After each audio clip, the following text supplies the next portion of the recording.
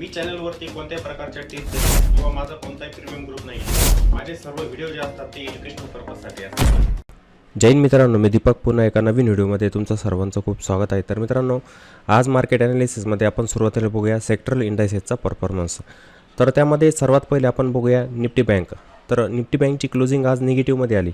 हा इंडेक्स जो होता ना 264 पॉईंटने निगेटिव्हमध्ये क्लोज झालेला आहे खाली, म्हणजे क्लोजिंग जवळजवळ 48,000च्या आसपास आलेली बँक निफ्टीची। त्यानंतर निफ्टी IT इंडेक्स जर बघितला, हा पण निगेटिव्हमध्ये क्लोज झालेला आहे। 137 पॉईंटने इंडेक्स या ठिकाणी निगेटिव्हमध्ये क्लोज झाला। त्यानंतर निफ्टी फार्मा हा इंडेक्स झाला फ्लॅटमध्ये बंद। त्यानंतर निफ्टी ऑटो, तर हा इंडेक्स जवळजवळ 344 पॉईंटने अपसाईडला क्लोज झालेला आहे, वरती क्लोज झालेला आहे जवळजवळ 1.5% वरती। त्यानंतर निफ्टी फायनान्स यामध्ये पण आपल्याला निगेटिव्ह क्लोजिंग दिसते, 115 पॉईंटने इंडेक्स या ठिकाणी खाली क्लोज झालेला आहे। त्यानंतर निफ्टी FMCG हा प्लसमध्ये बंद झालेला आहे, 243 पॉईंटने इंडेक्स वरती क्लोज झालेला आहे। कालच्या दिवशी पण बघा जवळजवळ 1100 पॉईंटने वरती क्लोज झालेला होता इंडेक्स FMCG, म्हणजे आपल्याला FMCG मध्ये पण या ठिकाणी तेजी बघायला मिळते। त्यानंतर आपण निफ्टी 50 मधील टॉप गेनर बघूया। तर निफ्टी 50 मधील टॉप गेनर जे आहेत त्यामध्ये पहिला स्टॉक म्हणजे BPCL।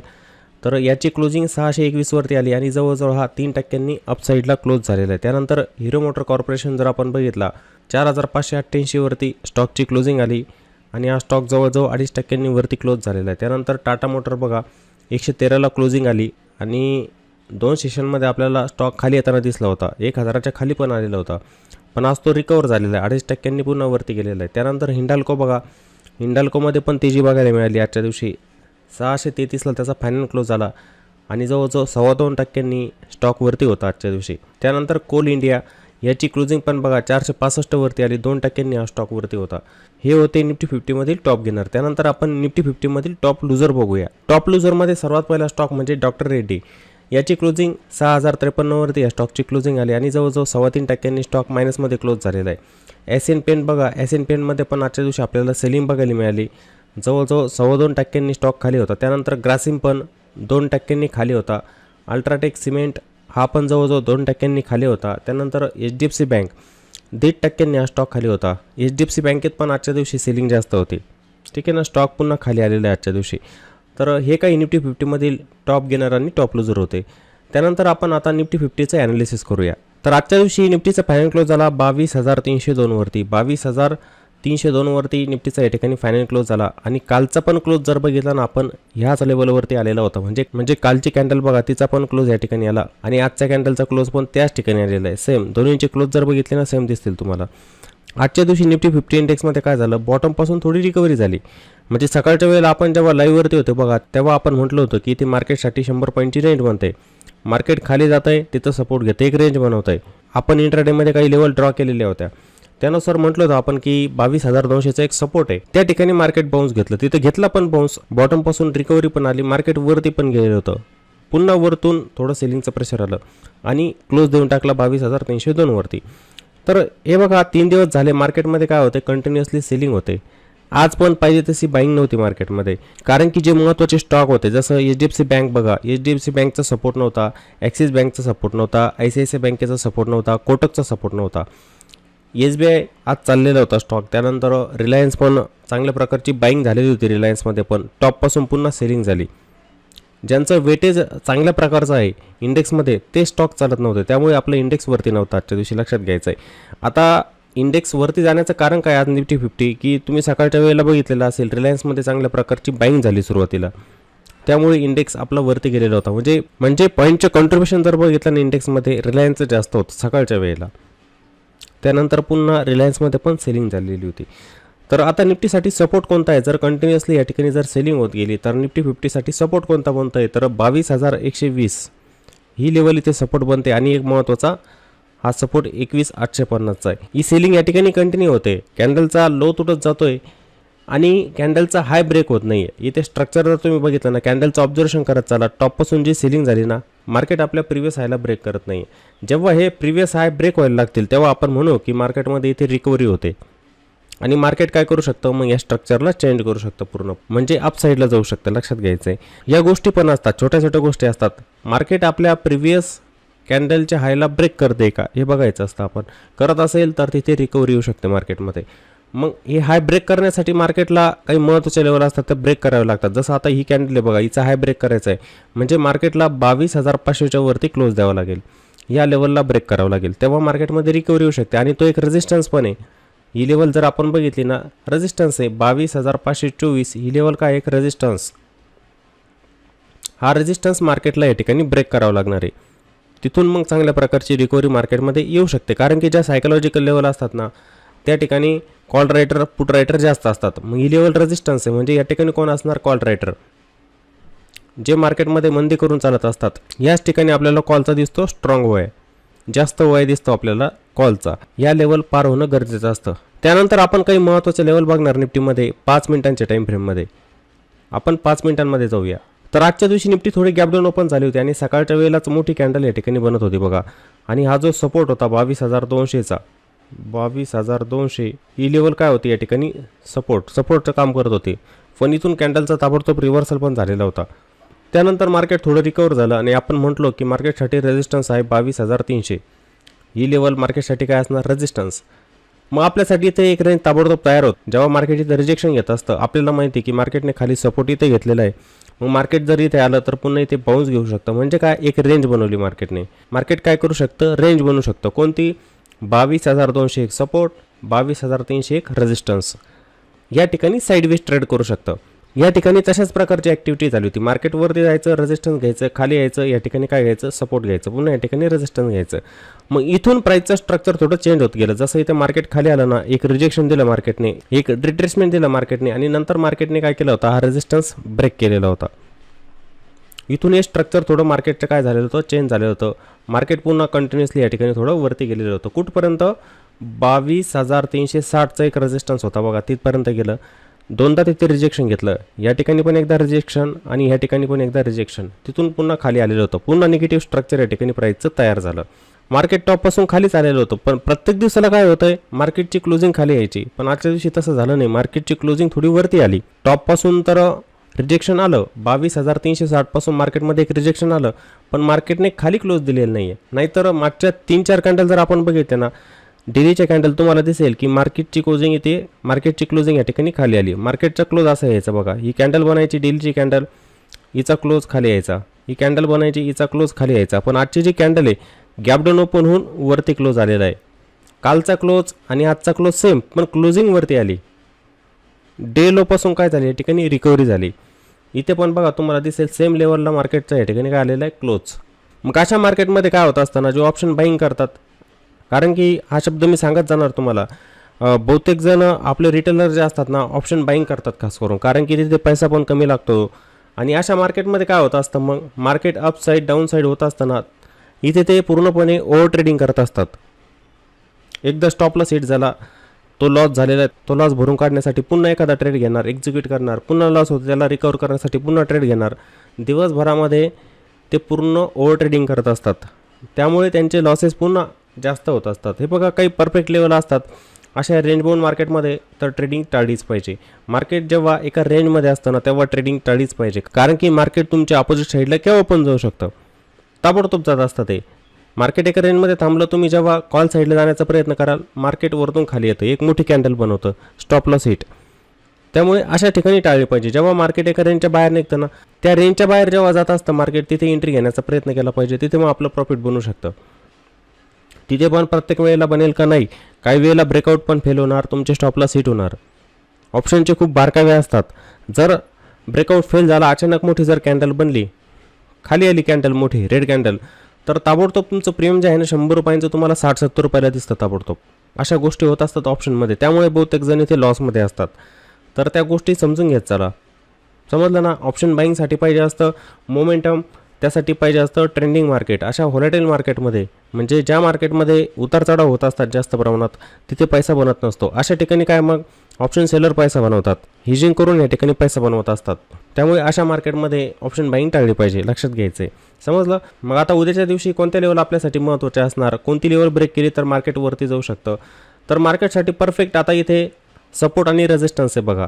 मार्केटला ही लेवल पार करावी लागणार. हा मार्केटसाठी काय असणार, रेजिस्टन्स 22,360 हा पहिला एक रेजिस्टन्स असणार. त्यानंतर 22,411 ही लेवल हा असणार दुसरा रेजिस्टन्स. मार्केटने जर ही लेवल पार केली, फ्लॅट ओपन होत आहे, हा रेजिस्टन्स जर पार केला, कंटिन्युअसली वरती गेलं, तर इथे एक पॉझिटिव्ह प्राइजेक्शन पण आपल्याला बघायला मिळू शकते. मार्केट इथून रिकवर होऊ शकतं. म्हणजे मी तुम्हाला सांगितलंच, डेली कॅन्डलमध्ये मार्केटने आपल्या प्रिव्हियस कॅन्डलच्या हायला ब्रेक केलं पाहिजे. म्हणजे हा हाय असणार आहे, याला ब्रेक करून इथे सस्टेन होत असेल तर मार्केट वरती जाणार, कारण की ही लेवल आपल्यासाठी बनलेली आहे रेजिस्टन्स.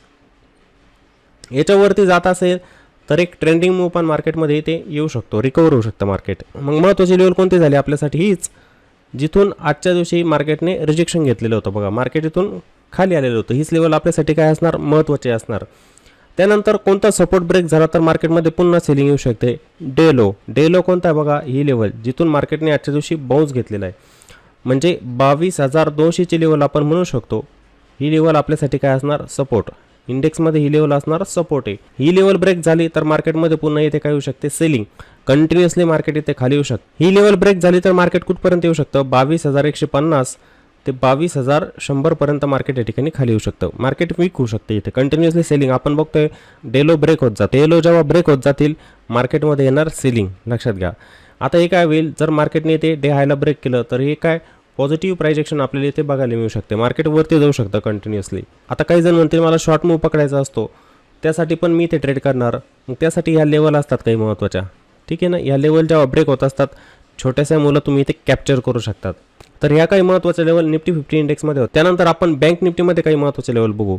तर बँक निफ्टी इंडेक्सचा क्लोज आलेला आहे 48,021 वरती. या ठिकाणी फायनल क्लोज दिलेला आहे इंडेक्सने 48,000ला. आपण म्हणू शकतो की जवळजवळ round figure level, psychological level त्या ठिकाणी क्लोज आलेला आहे, ठीक आहे. थोडीशी वरती पण गेली, खाली पण आली, खालून थोडी रिकव्हरी पण झाली आणि या ठिकाणी क्लोज देऊन टाकला. मी तुम्हाला कालच्या दिवशी ही लेवल म्हटलं होतं की हा सपोर्ट असणार आहे. इथे काही वेळेला बाउन्स घेऊ शकते, घेऊ पण शकत नाही, दोन्ही प्रॉबॅबिलिटी या ठिकाणी बनत असतात. पण इंडेक्स या ठिकाणी काय झाला? गॅप डाऊन ओपन झाला. ओपनिंगच गॅप डाऊन ओपनिंग झाली होती. आता चार्टला थोडं मोठं करतो, तुम्हाला समजेल. तुम्ही बघा, हिचं ओपन बघा खाली चाललेलं आहे.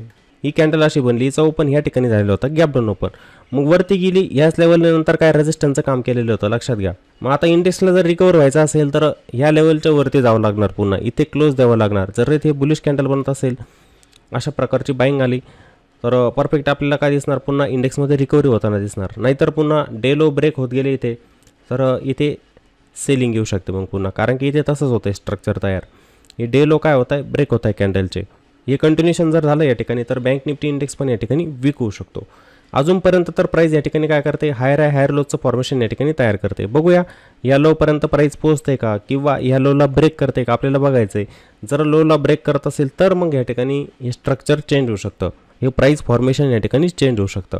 तर इंट्राडेसाठी काही महत्त्वाच्या लेवल आपण इंडेक्समध्ये बघूया 5 मिनिटांमध्ये.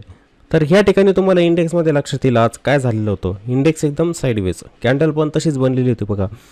तर इंडेक्स बघा सुरुवातीला या ठिकाणी थोडा रेंज बाउंड झाला, म्हणजे पहिले सुरुवातीला या ठिकाणी रेजिस्टन्स घेतला होता बघा इंडेक्सने, आणि त्यानंतर रेंज बाउंड ट्रेडिंग सेशन झालं. त्यानंतर एक कॅन्डल मोठी बनली, ब्रेकडाऊन दिला, पुन्हा बॉटमपासून एक रिकव्हरी, एक चांगल्या लेवलपासून रिकव्हरी झाली इंडेक्समध्ये, आणि जवळजवळ इंडेक्स हा पूर्णपणे साईडवेजच होता.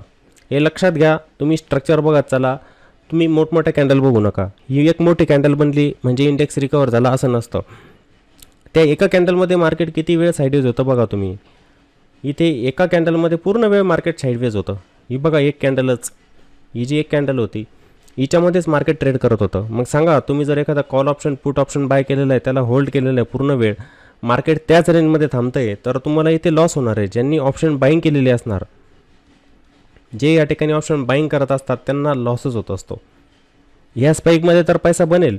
समजा कोणी जर बॉटमपासून बाईंग केलेली असेल आणि होल्ड केलेले, त्यांचा पैसा बनणार. पण नंतर ज्यांनी बाय केलेलं असणार की आता इथून पण मार्केट वरतीच जाईल आणि मी एखादा कॉल ऑप्शन बाय करून बसतो, तर काय झालेलं असणार? इथं डिके झालेलं असणार. कारण की एवढ्या वेळ मार्केट जर साईडवेज थांबतंय तर तुम्ही जे प्रीमियम बाय केलेलं असतं ना, तर त्याच्यामध्ये असलेली टाईम व्हॅल्यू जी असणार आहे ती डिकेच होणार आहे आणि तुम्हाला लॉसच होणार आहे. लक्षात घ्या, इथे लॉसच होईल तुम्हाला. हे काय असतं? रेंज बाउंड मार्केट असतं, साईडवेज मार्केट आपण याला म्हणत असतो. मग अशा मार्केटमध्ये स्कोप नसतो. तुम्हाला जर ट्रेड एक्झिक्यूट करायचा असेल तर तुमच्यासाठी पाहिजे ट्रेंडिंग मार्केट.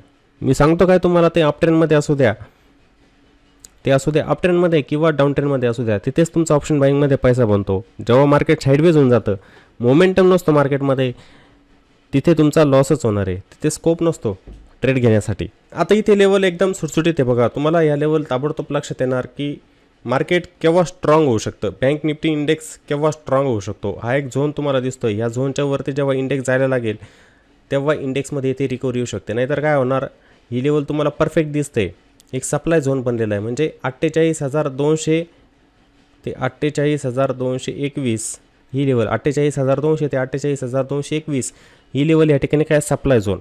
जोपर्यंत इंडेक्स ह्या लेवलच्या बाहेर जात नाही ना, म्हणजे ह्या रेंजच्या बाहेर जात नाही, इथे ब्रेकआउट देत नाही, तोपर्यंत इथे चांगली बाईंग येणार नाही. आणि जेव्हा पण इंडेक्स एका रेंजला ब्रेक करून जात असतो तिथे येत असतो ट्रेंडिंग मूव्ह. त्या ठिकाणी मग एखादा स्टॉक पण असू द्या किंवा इंडेक्स असू द्या, त्या ठिकाणी त्याच्यामध्ये ट्रेंडिंग मूव्ह येत असतो. मग इथून तो आपल्या स्ट्रक्चरला चेंज करत असतो. सेम तसंच डाऊन साईडला पण आहे. ही एक लेवल पकडून चाला तुम्ही, ही एक म्हणजे जवळजवळ 48,000ची लेवल. राऊंड फिगरमध्ये आपण पकडूया 48,000ची लेवल. जेव्हा मार्केट 48,000च्या खाली ट्रेड करायला लागेल, ट्रेड करणं म्हणजे कसं, या ठिकाणी थांबणं.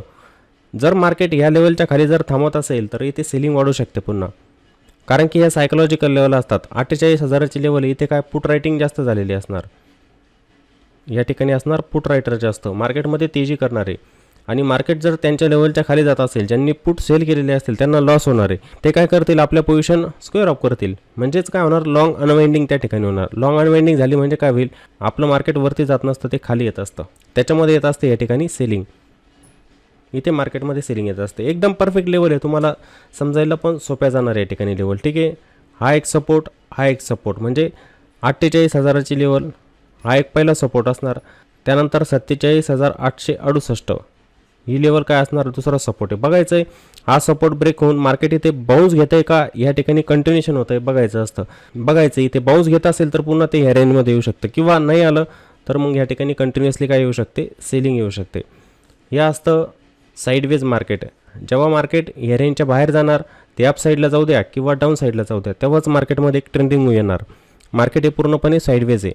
ठीक आहे, ह्या काही महत्त्वाच्या लेवल बँक निफ्टी इंडेक्समध्ये होत्या. आणि जेव्हा पण तुम्ही ट्रेड घेत असतात, इंडेक्स ऑप्शन करा किंवा स्टॉक ऑप्शन करा किंवा इक्विटीमध्ये काम करा, स्टॉप लॉस लावला पाहिजे. ही शेवटी मी सांगतच जाणार, कारण की बहुतेक जण स्टॉप लॉस लावून काम करत नाही, मनामध्ये स्टॉप लॉस करतात की मला फक्त एवढ्या रुपयांचा लॉस याच्यामध्ये घ्यायचा. तर मार्केटमध्ये तसं नसतं. मार्केट आपल्याप्रमाणे चालत नाही, मार्केट सुप्रीम आहे, ते कोणत्याही दिशेने जाऊ शकतं. त्यामुळे काय करायचं आहे, जेव्हा पण आपण ट्रेड घ्यायचा, तुम्हाला इंट्राडेमध्ये काम करायचं असेल तर तुम्ही स्टॉप लॉसचा वापर नेहमी केला पाहिजे. समजलं, स्टॉप लॉस लावून मार्केटमध्ये काम करत चला. तर दोन्ही इंडायसेसमध्ये आता तुम्हाला महत्त्वाचे लेवल या ठिकाणी समजलेले असतील. आणि मित्रांनो, जर व्हिडिओ आवडला असेल तर व्हिडिओला नक्की लाईक करायचं आहे, व्हिडिओला कॉमेंट पण करा आणि व्हिडिओला जास्तीत जास्त शेअर पण करा. चला तर मग पुन्हा भेटू एका नवीन व्हिडिओमध्ये. जय हिंद.